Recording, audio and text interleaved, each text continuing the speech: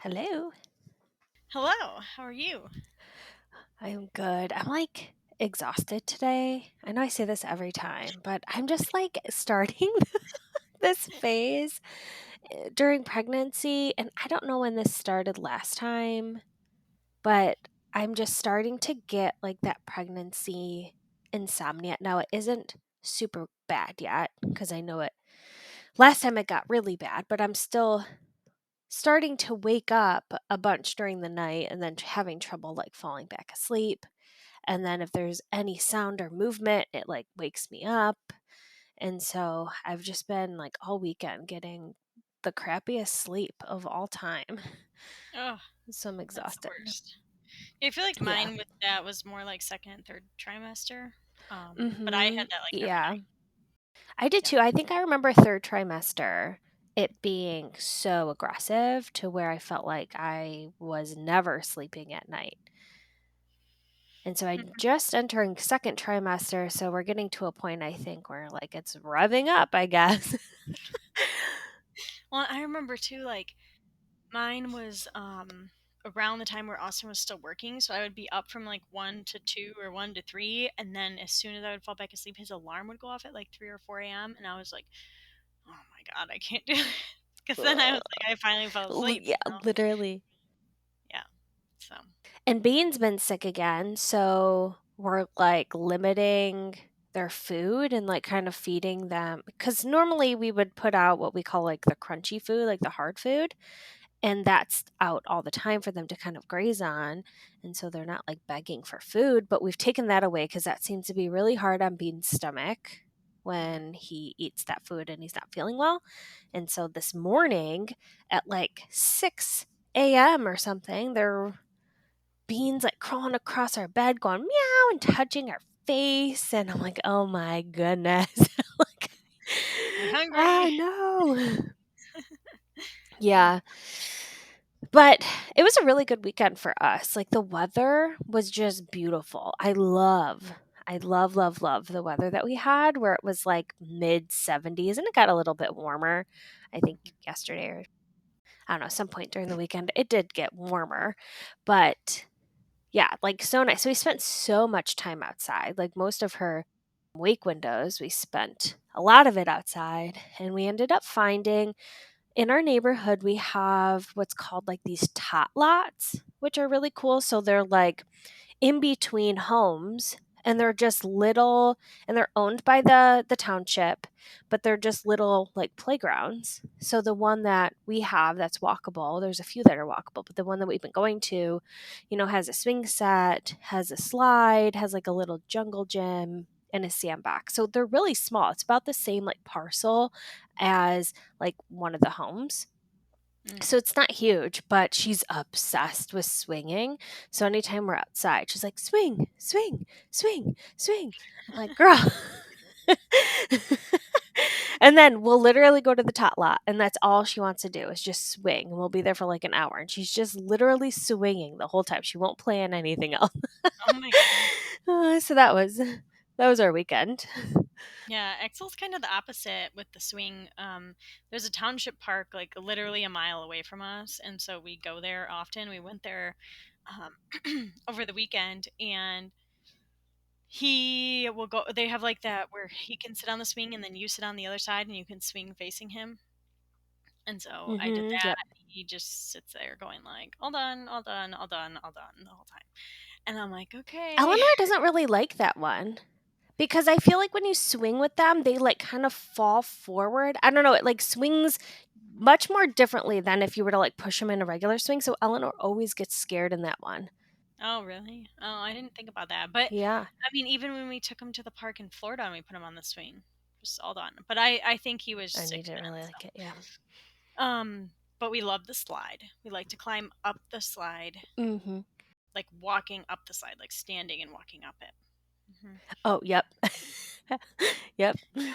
And so also there is at my mom's house this tractor because they have the tractor for things that they do around the house, and yeah, Axel just likes to sit in the tractor, turn the wheel, like move the what is it like the the drive navigator, like the ship one, two, whatever.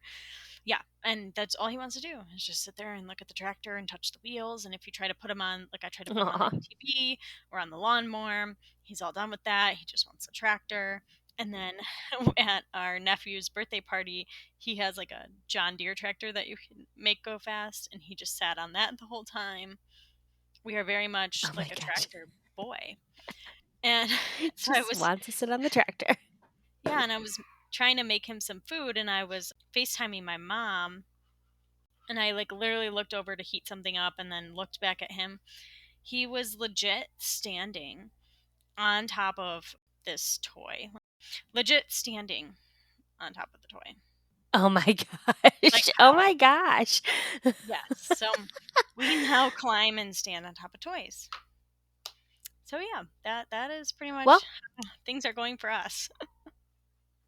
I mean, the climbing's developmental, it's good. I remember at our 18-month checkup appointment, they're like, "Is she climbing on things?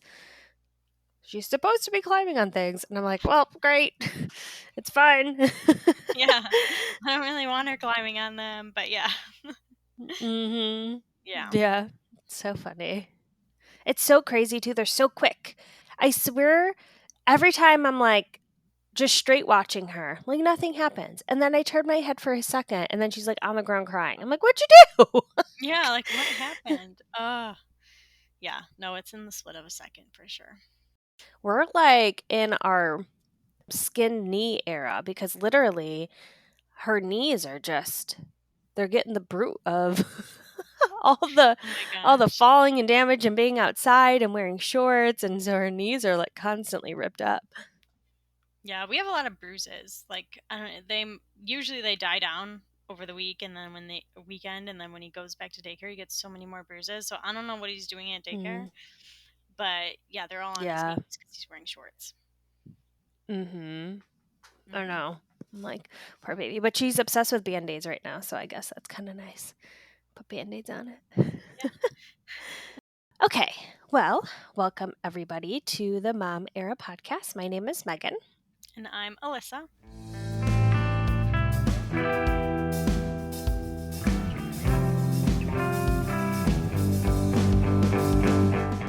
Today, we are diving into the art of creating a soothing and effective nighttime routine for your child. A well structured evening routine can help make bedtime smoother and more enjoyable for both parents and kids. Whether you're struggling with bedtime battles or simply looking to refine your current routine, we're sharing practical advice, insights to help you and your children enjoy a peaceful and restful night's sleep.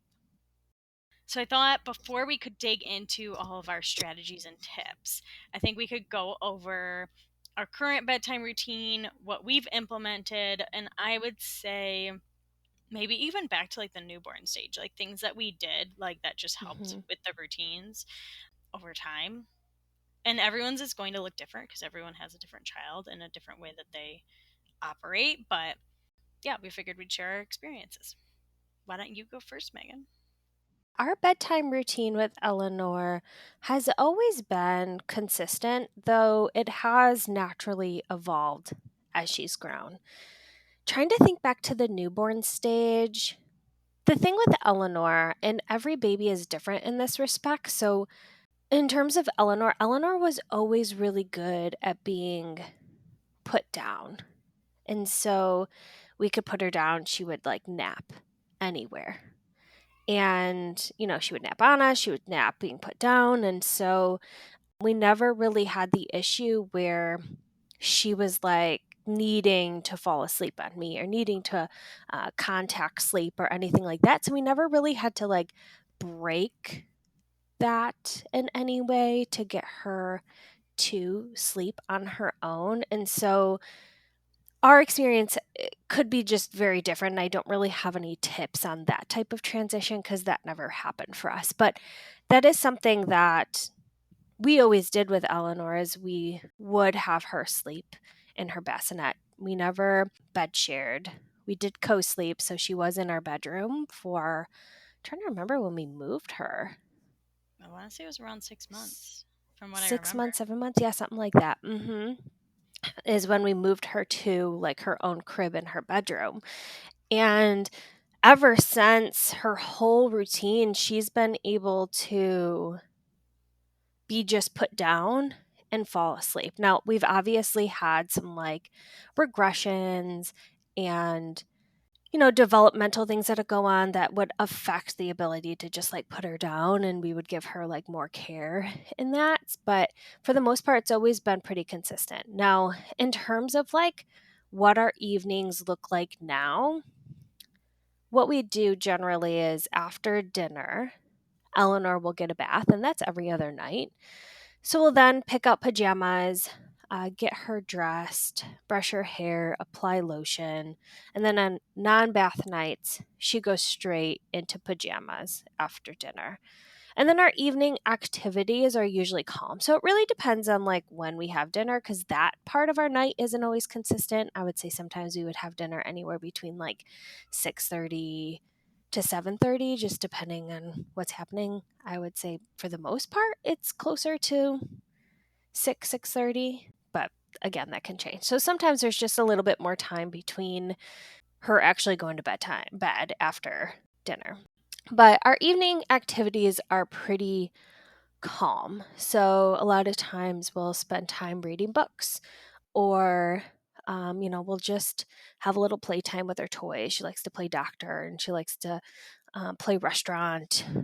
Sometimes we'll play hide and seek, and so Rob and I will hide, and she'll come and find us. But then around 7:30 is when we like really truly start winding down. So Eleanor will get her milk, and then she'll usually drink it on and off until we brush her teeth around 8. And we usually spend, and this is probably a large amount of time than most people spend, but we usually spend about like 10 to 15 minutes brushing teeth. And this is because we let Eleanor like take the lead while we make sure every tooth is clean. So she's doing the brushing, but we're like coaching her through, and we're like playing YouTube videos, and they're like showing how to brush her teeth. And so she likes to watch that and engage. And so because we're letting her do it independently for the most part, we do it for generally a longer period of time just to make sure it's good to go. And then the YouTube and the videos just makes it like a funner process, I guess. Now, this could be like, I don't want to say controversial, but I know most people are like, okay, well, you want to just do full calming activities before bed, but we do two like dance songs after that. So she's currently obsessed with Danny Go, and specifically, he has these like songs that we call the boom boom songs, and he's taken like pool noodles and they're like, banging it on stuff, and they have beats, and she just really loves it. So a lot of times we do that one. There's a gorilla boom boom one she loves, and then she loves this bouncing dance because Rob like bounces with her.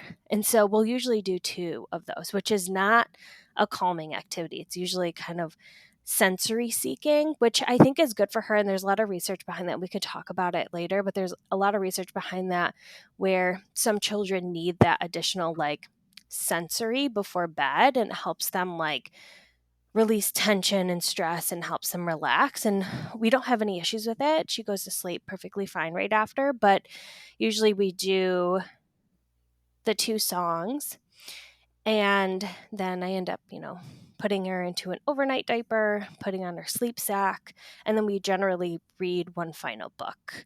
And then we say goodnight to everybody in the house. Rep says goodnight, say goodnight to the kitties, and all of that's around 8:30. And then we always have to have the noise machine. I don't even know if she like one time we forgot to put the noise machine on, and she woke up like an hour later.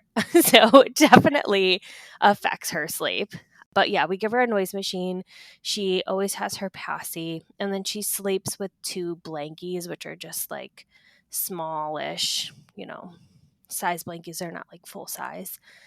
And then most nights she falls asleep right on her own. We just have to put her in the crib, and she'll fall asleep within 10 minutes, sometimes to a half hour, but she'll just hang out in there, kind of soothe herself, put herself to sleep.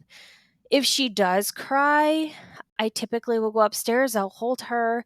What I like to do and what seems to work is we'll sit there and we'll talk about our day. I'll be like, I had a lot of fun with you today. I really enjoyed going to the park and swinging. Wasn't that so fun?" And she'll be like, "Yeah."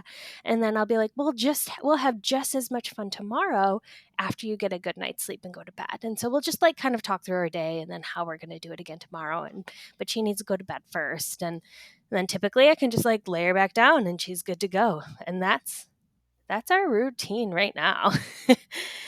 Ours is similar in the way that Axel will put himself to sleep, but definitely different.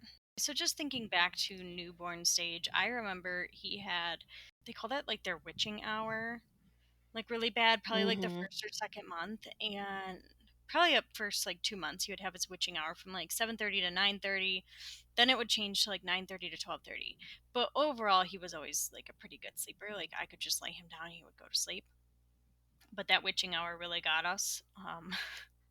So Yeah. after like 2 months, then I pretty much would, our routine kind of evolved, but we would do a bath every other night, similar to you, Megan. And after our bath, we would do lotion and just kind of talk about our day or read a book or whatever. But ours always started like probably 30 minutes before bedtime. And that's kind of continued. We Mhm. really, like 30 minutes before our bedtime is when we start our bedtime routine. And in between that, like we will basically just like play free play or eat dinner, whatever we're doing before we start the bedtime routine. Mostly during the newborn stages and during like the regressions throughout his first year, a lot of the times that he would wake up like in the middle of the night, or if we did have that, it was usually because he wanted to drink more milk or wanting to eat. And a lot of that had happened because he would be going through growth spurts. Or I remember one time we had adjusted to the point where he was drinking more milk at night instead of during the day. This is before he was on real food. And so I had to like basically readjust that by only offering like 1 or 2 ounces at night to get him to go back to sleep. And then I would give him more in the morning so I could slowly like shift how much he was drinking during the day versus at night. And my sister recently had that same thing happen too, so she had to adjust it as well. It's interesting how like randomly they'll just decide, I want to drink more at night, or I'm really hungry now. Yeah. So that's kind of how our, we've combated those wake ups in the middle of the night. But basically our routine now is we will get home from wherever we are, usually daycare or work or whatever, and that's usually around 6. We eat dinner, we free play. We'll usually all eat dinner together, usually 6:30. Sometimes Axel will eat dinner and then Austin and I will eat dinner after he goes to bed. But by 6:30, 6:45, we will do like a bath if it's bath night. If not, we'll go into pajamas and then we'll do our little brush our teeth. But we're still getting some teeth. So Yeah. we, New. especially like when it's popping through, he doesn't really like to do that. So kind of now that we have like 4 teeth, we've been doing it a lot more. But when it was only like 1 or 2, it's like it just hurt him more than cleaning the tooth. So we've been doing brush our teeth. We like to grab books and hand them to mom to read. And then he, depending on the night, does not like to drink his milk in your arms. So like if you give him the milk and like you hold him, he doesn't like that. He wants to do it on his own. So we usually put him in his bed with his milk. He has like a book or a car toy in there because he likes to like fiddle with that before he goes to bed. And we'll say our prayers and basically we'll turn on this little, it's like a little bear that plays this little lullaby. We have the noise machine on Mhm. and we say goodnight. And then we walk out of the room and he'll probably roll around for a good like 5, 10 minutes, or he'll read his book or play with his car. And then he'll just be out with his butt in the air. Yeah. I love the But bed here. recently, if he doesn't drink his milk, and I've noticed this, is if we eat dinner super late because we go to bed so early, he won't drink his milk because he just ate dinner. And so sometimes I have to combat that with he wakes up at like 10 or 11 or 12 wanting to drink his milk because he didn't get his milk. And so then he'll just wake up Yeah. screaming, saying, eat, eat, eat, eat, eat. So yeah, that's fun. But it just randomly happens. It's not consistent enough for me to Yeah. say, yeah. So that's our routine. It's very fast. Is your routine like something you and Austin kind of share, or is there certain parts of each that you guys do? Oh, that's a good point. Austin always does bath. I do not do bath. Austin does bath. If I do bath, it's because Austin's not home. And Axel does not like the way I do bath, so I'm not as fun as Dad. But yeah, so Austin always does the bath, and then I always do like the lotion and the pajamas and brushing the teeth and brushing the hair and all that stuff. But I don't know how you do it, but I can't even get lotion on him anymore. Like probably Really? like by the time he turned 1, like there's no like holding him down to get lotion on him. Like I am lucky if I can get the pajamas on, and then we want to go go go go go. He does have, oh, I forgot to mention, he does have his giraffe and his pacifier that he sleeps with every night. Mhm. But that's kind of how we split it. We always do it together. If he's not home, then I'll call Austin and we always say like our same little things that we say every night. Yeah, that's pretty much it. Or vice versa if I'm not home. Mhm. How do you guys split it up? So I'd say I usually handle most of it because Rob's with Eleanor all day, and so I usually take over the night stuff. Hmm. But on the weekends, Rob does bath. So whatever day, since we do it every other day, so whatever day that bath falls on during the weekend, Rob ends up doing it and does like that part of the nighttime routine. But I always brush the teeth with her. Rob always comes in to do like the little dances with us. And yeah, usually I always put her down. It's unless like for some reason I can't, then Rob ends up doing it, but that's like our typical split cuz I take over after work. Do you like take over like immediately, like it's like 5 p.m. and like Rob's done Mhm. and you Yeah, take cuz over? Rob usually starts cooking. Yeah. Oh, okay. Yeah, I mean Austin cooks too. I don't I don't like to do that. Or I'll just make Axel food and then Austin will get home and I'll be like, okay, it's 8 o'clock. What do you want to eat? Because I just hate cooking. I hate cooking. I hate cooking too. I know it's really nice that Rob handles all of that. But yeah, usually at 5, I'll take over and Rob might relax for like a minute and then he usually starts cooking. So yeah, I usually take her over unless I'm like for some reason working later, but that rarely happens. So Hmm. yeah, I usually take over from, 5 to 8:30. Okay, so one thing just about the nighttime routine before we go into all the tips and strategies, I think we should touch on why did we pick or decide our specific bedtimes? I don't think I fully Mhm. mentioned mine. Mine is 7 p.m. and yours is 8:30, right? 8:30. Mhm. So why do we have those in place or how have they worked for us? Yeah, I can talk about ours.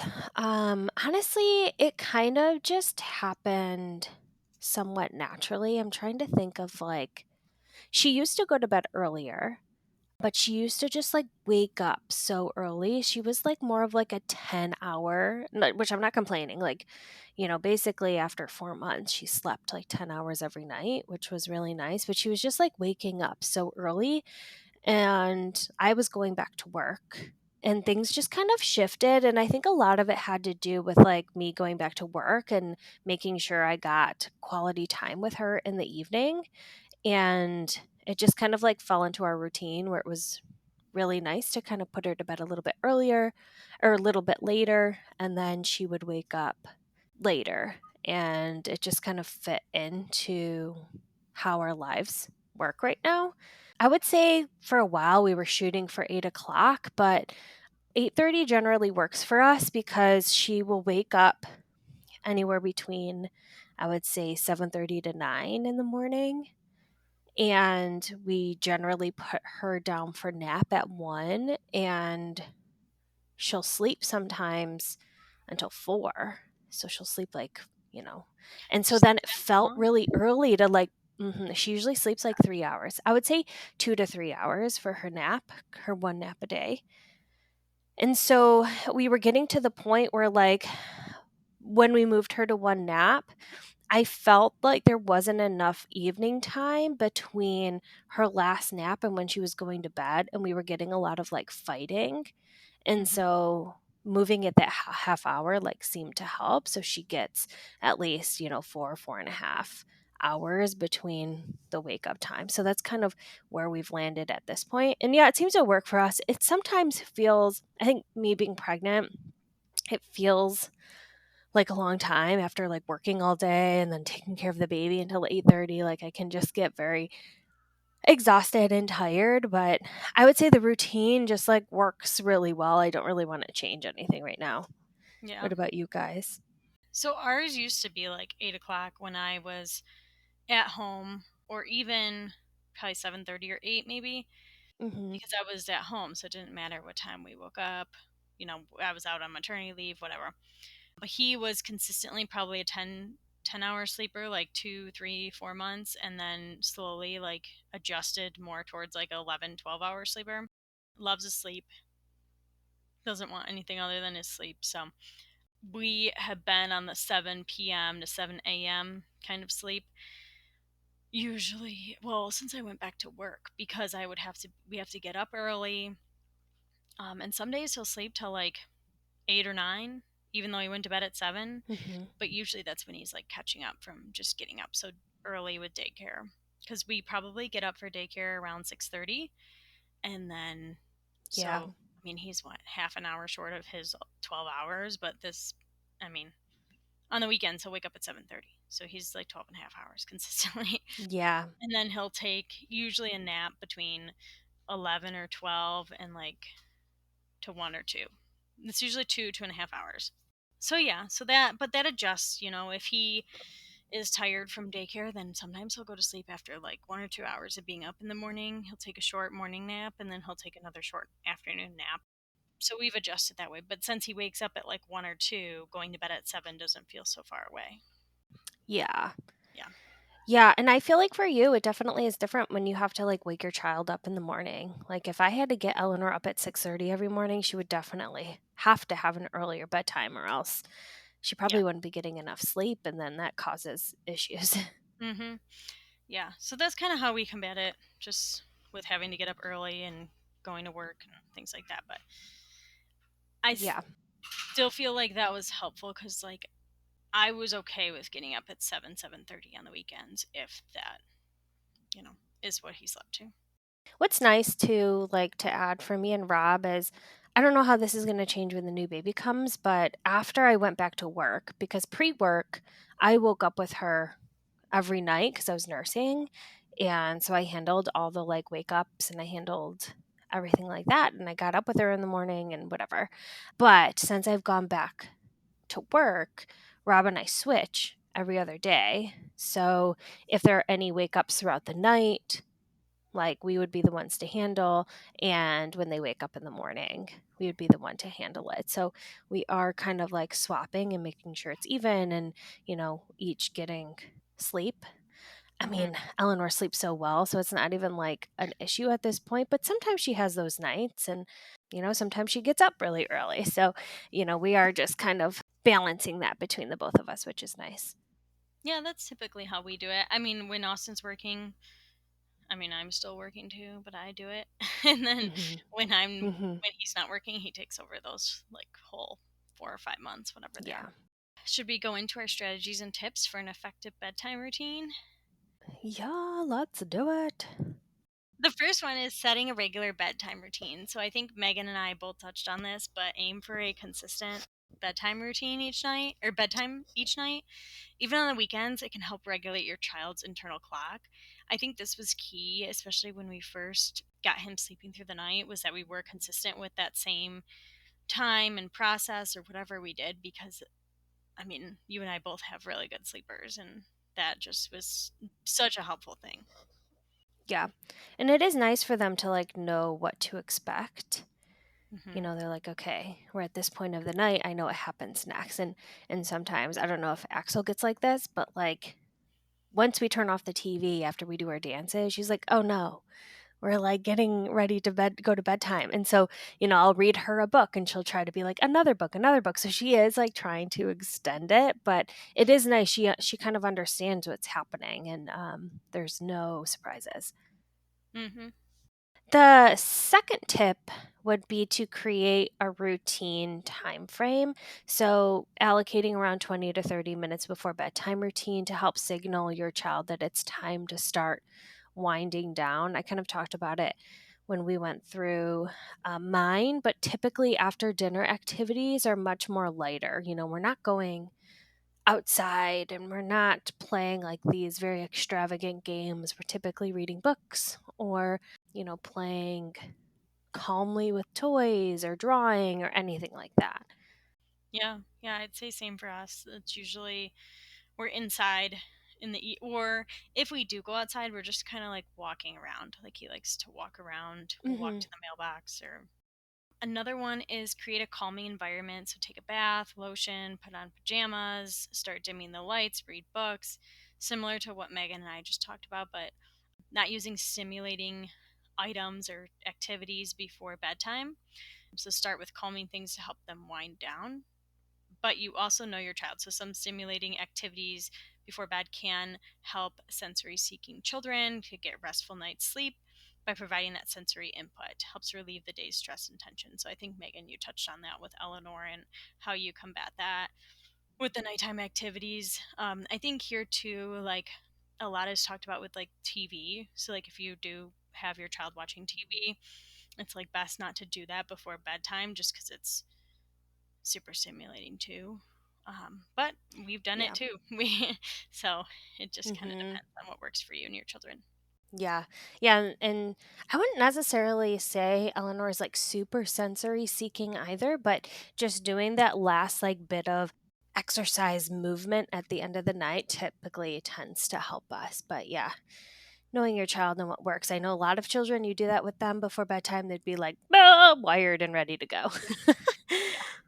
You also want to incorporate relaxing activities, so reading calming books together, play soft calming music or white noise. We do all of these things. I mean, books, I feel like a lot of them, a lot of children's books are geared towards nighttime. Like most children's books have a moon in it. It's just, Yeah, they're all talking about bed. uh huh. Yeah, they're very bedtime oriented, which is, can be nice. And white noise is like our savior. My baby doesn't know how to sleep without it for the most part, but it is very calming and it's able to keep her down at night. We have played soft music before, especially sometimes if she's like woken up in the middle of the night. I won't say I've like played it, but I'll sing to her. Like I sing to her all the time, and that tends to calm her down. Yeah, I don't even know if Axel even notices the white noise because I don't think that that has such an impact on him, but it's always on. So, Yeah. but he's slept in multiple places without it, and it's not like a thing. But it's definitely calming. Maintain a structured routine. So follow a consistent sequence of the routine. Follow the same plan each night. So even though we do have a consistent routine that we follow, we also try to follow the same processes in order. Like we're always doing bath and then lotion, then bedtime, and just keeping the same sequence so they know what to expect. Another one is encouraging positive sleep association. So, allowing your child to have a favorite stuffed animal or blanket to create that sense of security. After the age of 1, they can have these items in their bed with them. Ensure the pajamas are comfortable and appropriate for the season and the weather. And yeah, I mean, my baby is like super attached. She has one blankie she's super attached to, but she also has another one. I would say she's less attached to it, but she sleeps with it every night. I think she would notice if she didn't sleep with it every night. She does currently sleep with a passy, which is so helpful.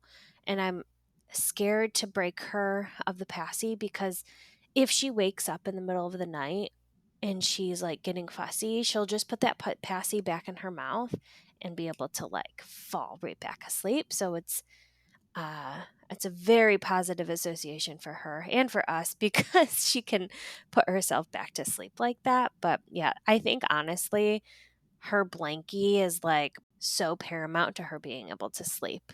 I remember before we were allowed to have those items in bed with her, we a part of our bedtime routine, like this just popped in my head because I kind of forgot about it. But this bedtime routine, Rob and I used to call it between two pillows, and we would put her on our bed and put her between two pillows and like her blankies, and she would fall asleep. But I was so nervous to do that because and we would like stay there with her until she fell asleep, and then I would transfer her into her crib. And that was like during a really fussy period where like she just was having a regression. And like not long after we were able to put the blankets in bed with her, but it was like a game changer when she was able to have them with Hmm. her and go to sleep. Yeah, I'd say probably around 4 or 5 months. We had it's like a giraffe lovey, giraffe blanket, whatever. Not that big, literally just a giraffe head and a small blanket. But he started sleeping with it at that point. I would put it by his head because obviously he was not fully rolling at that stage, so he was still kind of swaddled up. So I'd put it at his head, and then before we went to bed, after he fell asleep, I would put it in the corner of the bed. And so that was kind of how we had introduced it, but it wasn't like to the point where it was safe enough for him to sleep with it because he couldn't like move or roll over. And then probably like 8 or 9 months when he was fully like mobile was when like he just slept with Giraffe in his bed. So like when at the Yeah. point where he could move it off of his face. Yeah. Yeah, we did that sometimes too when we put her in the crib. We would like put her in with her blankets and then take them out Hmm. because I was like really afraid to have her sleep overnight with them. Yeah. Yeah. It's like how they can get themselves to sleep, but then sometimes they can't have them in there all night long. Yep. Offer reassurance. So praise your child for following the bedtime routine and getting to bed on time. So just keeping that as a positive reinforcement and maintaining that schedule. Yeah, I usually do that like during each stage, like after she brushes her teeth. I'm like, great job brushing your teeth, Eleanor. And then, Hmm. once we get on our pajamas, I'm like, those are great pajamas you picked out. Like, good job, Oh, just a hype man for my kid. Mm-hmm. Hype woman. Okay, so another tip is to be flexible. So adjust things and adjust the routine as needed and as your child grows and their needs change. We both talked about how our routines changed over time. And I wasn't super specific with mine because I honestly sometimes don't even remember. Like we're talking through some of it. I'm like, oh my gosh, we did have the between two pillows and we had the blankies in there and pulled them out. But it all changes over time and like what your child needs. Hmm. And so you just want to make sure that you're flexible and you're not like, this is the routine and we have to stick to it. You just got to make sure you're meeting their needs and adjust because there's a lot of development changes that will affect their sleep and their sleep patterns. Yeah. And one of the ways that we've been flexible too is if we are out late or we're in a different place or whatever, we know we're going to be later than 7 p.m. bedtime, then we'll take an extra nap and then we'll go to bed later. And so that's always helped us just kind of adjust and be flexible. Yeah. Another one is to monitor sleep patterns. So keep track of your child's sleep patterns and adjust the routine if necessary to ensure they're getting enough rest. So, for example, like Megan, when you notice that Eleanor was having a hard time going to sleep after like the 3 hours, so you had to push back to 8:30, and then we had to adjust ours because I was going back to work. So yeah, just things like that, being able to monitor when your child needs an adjustment too. Yeah, for sure. Soothing items is another one. So we kind of talked about, that positive sleep association. So this is very similar, but most children need something to help them soothe themselves and put themselves to sleep. So the key is teaching your child how to fall asleep on their own. Obviously, once you feel comfortable as a mother and your child is ready for that also. And the blankie is the biggest one for us in the passy, but she will take the edge of the blankie has like a ribbon frill type of deal, and she'll hold it up to her nose. And that is like very soothing for her. Mm-hmm. Yeah. Yeah, this was one that I am just so grateful that we did do. And I hadn't necessarily introduced Giraffe as that at the point of like 2 months when he decided he was sleeping through the night. But the pacifier was very helpful in terms of like helping him figure out how to sleep on his own, but also like letting him like cry, whether it's like 5 minutes and then I go check on him, or 10 minutes and then go check on him, and letting him like figure that out during those early stages in terms of how to put himself to sleep instead of holding him or rocking him. I mean, I would do that a little bit and then put him back down awake to fall asleep, but not necessarily like holding them until they fell asleep and then transferring. That was something that really worked for us in terms of teaching him how to fall asleep on his own. Yeah. Waking up in the middle of the night, so attend to your child, comfort them, help calm them down, and be consistent with putting them back to bed. If you do change up their routine or resort to bringing them into your bed, it's harder to break that habit. because sometimes it is just easier. I know we have brought Axel into our bed multiple times when he's been sick because he doesn't feel good. But if he wakes up in the middle of the night crying and he just wants milk or he just needs to be resettled and put back to bed, that's not a reason that I'm bringing him into our bed or breaking our routine. Hmm.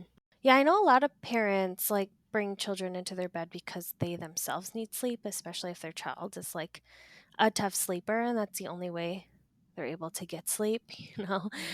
which I do understand. I never would have put Eleanor in my bed before one. That really would have freaked me out. But we're at Eleanor is so strange that she's so hype. Like we went to a cabin and I think I talked about this around the time that it had happened, but I thought, oh, maybe I'll lay down with her in bed and this will like help her fall asleep because we just like, it was so out of our routine. We had gotten there so late. We were just like completely thrown off. And so I was trying to get her to sleep and she was just laying it like she just could not handle being in bed with me. That never worked for us. But my perspective on like the child sleeping in bed with me, like I didn't want to be like come off as this like harsh person, but my perspective has always been I'm okay with them sleeping with me on occasion, especially I think this will probably happen when we move to a toddler bed. Like she might come into the room because she's scared or whatever that may be.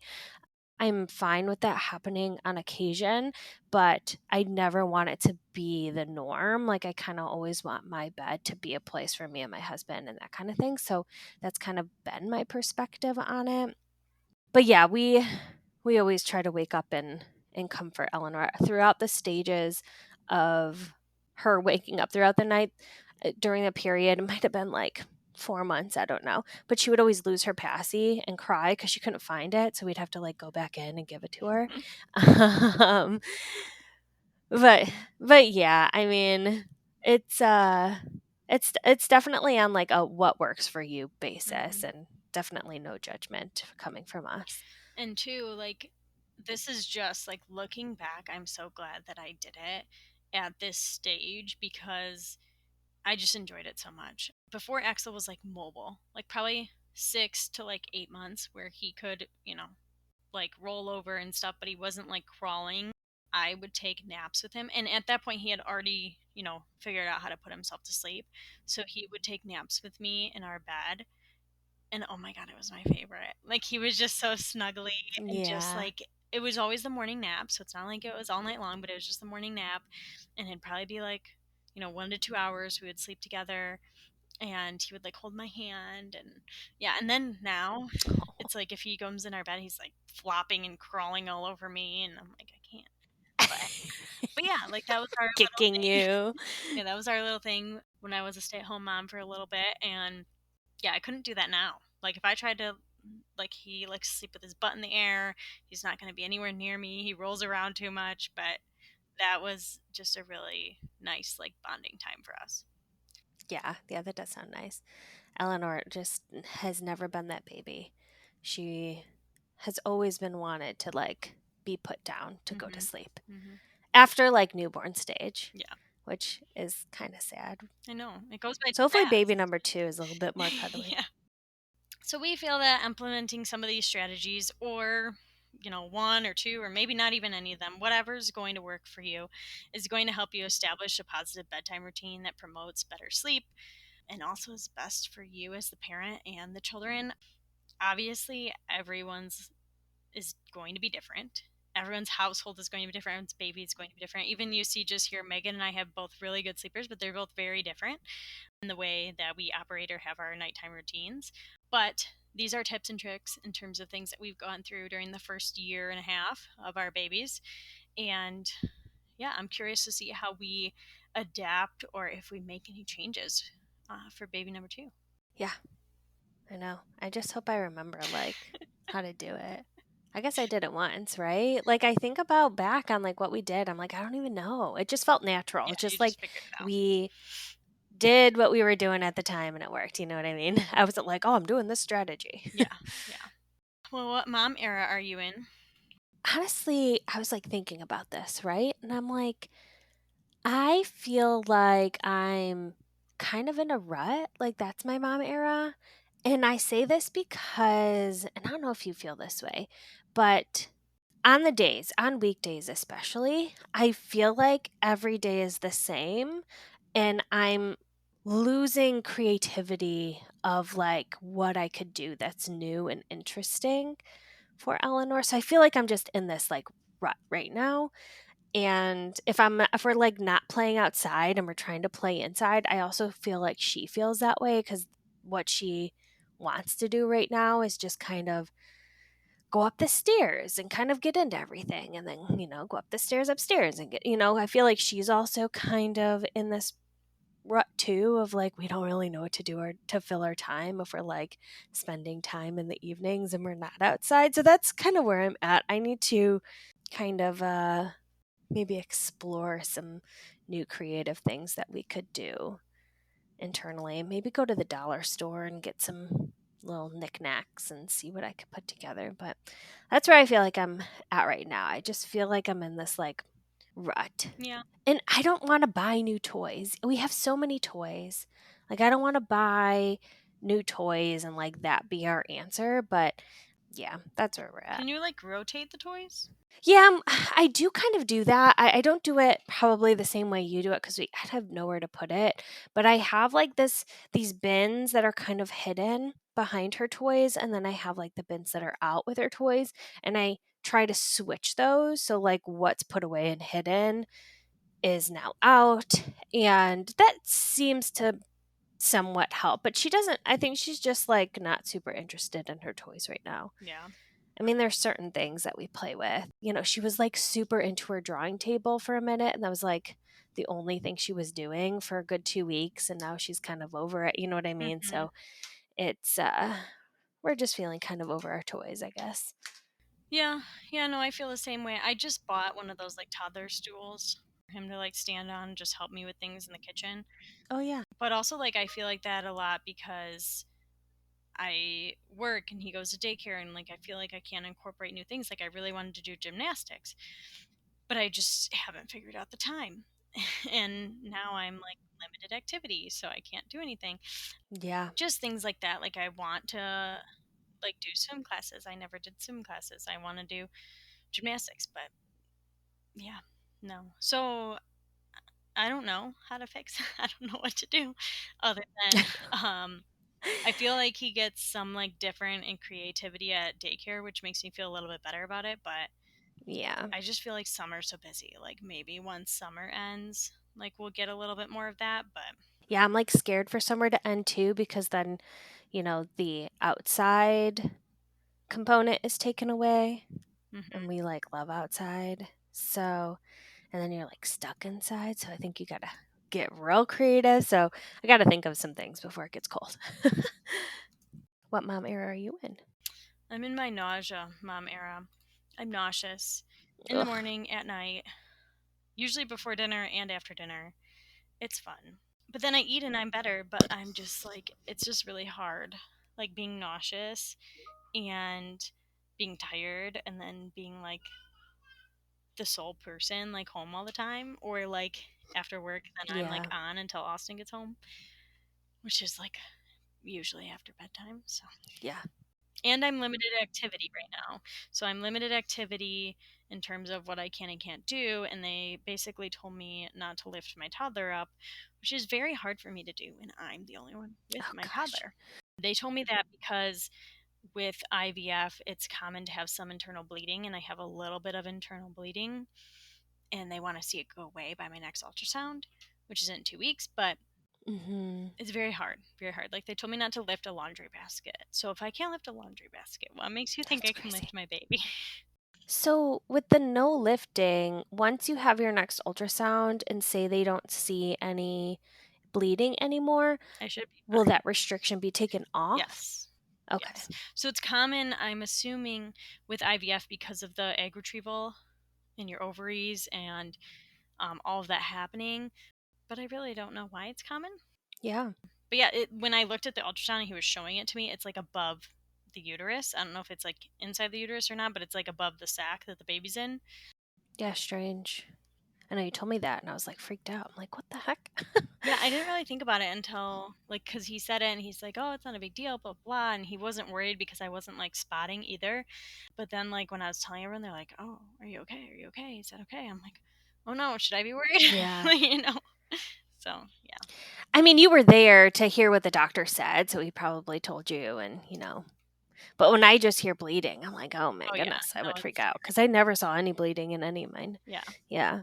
Thankfully, I haven't had any bleeding, so I don't know if it's just this little spot and yeah. So we'll see. Yeah, fingers crossed. You said 2 weeks you go to another Well, it's ultrasound? really a week from tomorrow, but it was 2 weeks Okay. from last week, yeah. So a week from tomorrow. Yeah. Well, good. Well, good. I hope you figure that out, and I'm sorry you're feeling nauseous because literally, I only had a week where I was feeling that way, and I was saying to Rob, I was like, "I just don't know how people do this long term." Mhm. Like, Mm. especially with a toddler, you just feel so terrible, and I felt so bad because I literally couldn't, like, engage with her like I normally could because I was just not feeling good, and so I feel for you. Yeah, no, literally, it's like and because I'm the only one there, I'm, like, on, but I'm also like, "Hold on, I might just run to the toilet," and, you know? Yeah. Yeah. Yeah, that's hard. Like, I remember one morning last week, like, I got in the car and I'm like, "Okay, well, I'm gonna bring this plastic bag because I don't feel like I'm gonna make it to the daycare without pulling over." Oh, no. But I did, I Really? made it, Oh my gosh. so, yeah. Well, thank you all for joining us on the Mom Era podcast this week. We hope these strategies and tips for an effective bedtime routine were helpful, or even just listening to our experiences. You may be going through a similar, just battling bedtime, or even looking to make some changes based on whatever is a preference for you and your child. Feel free to follow us on Instagram or TikTok at momera_podcast, or email us at momerapodcast@gmail.com. We'll see you next week. Bye bye.